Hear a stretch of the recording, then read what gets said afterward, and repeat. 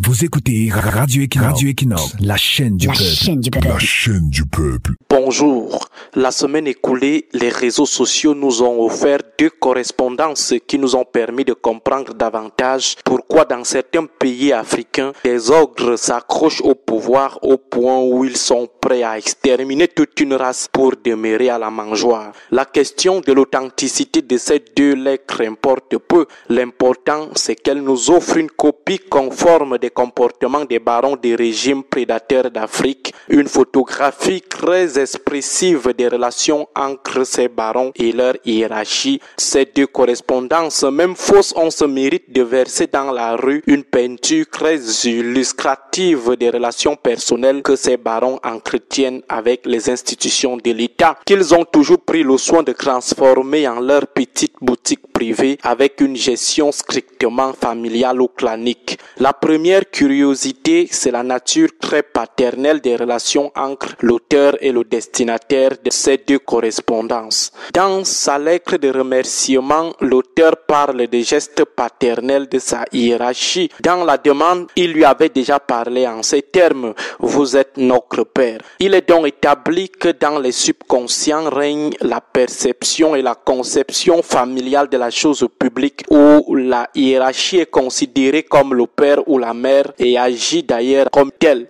Le président est le père, ses collaborateurs, ses enfants. Le ministre est le père, ses collaborateurs, ses enfants. Le sous-préfet est le père, ses collaborateurs, ses enfants. L'institution, c'est son affaire, son patrimoine à lui. C'est à lui de gérer comme il entend, donner à qui il veut, exclure certains du partage comme il veut, blâmer n'importe qui, jouir des biens de l'institution comme il veut. Ce sont ces choses. Ses collaborateurs sont ses enfants, soumis à sa volonté arbitraire, sa haute magnanimité. Un sénateur qui supplie le président du Sénat comme un enfant, on dirait cet enfant qui supplie son père. La chose publique qui devrait se gérer de manière objective, avec des relations d'abord objectives, c'est-à-dire suivant des règles préalablement définies, collectivement connues par tous et applicables par tous. Cette chose publique est gérée selon les hautes magnanimités, les hautes mansuétudes, le bon vouloir des gestionnaires qui sont pourtant dans le principe de simples mandataires des collectivités. Désormais, il faut ramper,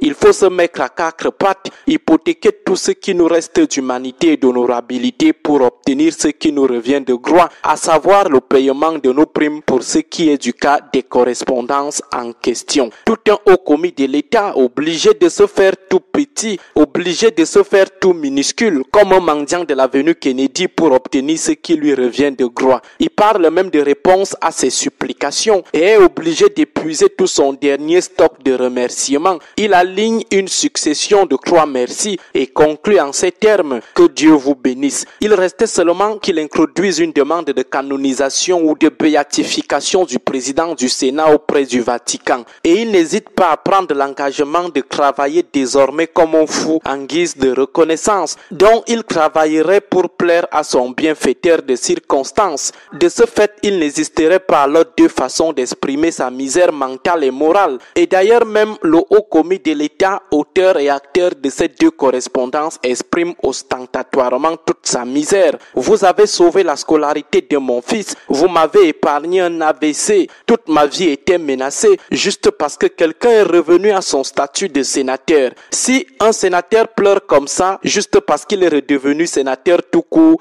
qu'en sera-t-il alors des diplômés chômeurs ou des en bas d'en bas qui perdent leurs emplois, d'ailleurs précaires chaque jour? Ceux-là vont seulement marcher nus en route, en train de parler seuls, souriant seuls comme des fous nouvellement fous. Ceux-là se seraient déjà suicidés depuis fort longtemps. Tout un haut commis de l'État qui pleure comme un nourrisson. Et si lui, haut commis de l'État, redoute un AVC juste parce qu'il a changé de statut, qu'est-ce qu'il dira alors de tous ces en bas d'en bas à qui ils imposent la misère la plus bestiale? A-t-il imaginé le nombre de décès suite aux AVC qu'on honoré par jour dans ce pays. Autre curiosité, à peine on ajoute à votre statut de sénateur le statut de vice-président du Sénat, vous changez subitement de rythme de vie. Vous envoyez désormais vos enfants dans des écoles plus coûteuses en Europe. Vous multipliez vos charges domestiques tout simplement parce que vous êtes passé de sénateur tout court à vice-président du Sénat, tout en sachant qu'on ne fait pas carrière à des postes électifs. Il y a quelle différence de statut social entre un sénateur et un vice-président du Sénat? Probablement l'accès plus facile aux missions budgétivores et à d'autres poches de dilapidation des ressources de l'État.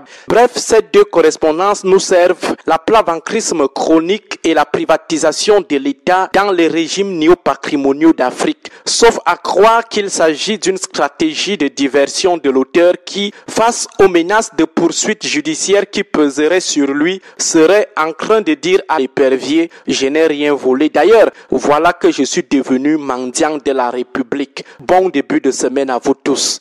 Radio Equinox 93 FM, la chaîne du peuple. 93 FM, la chaîne du peuple. La chaîne du peuple.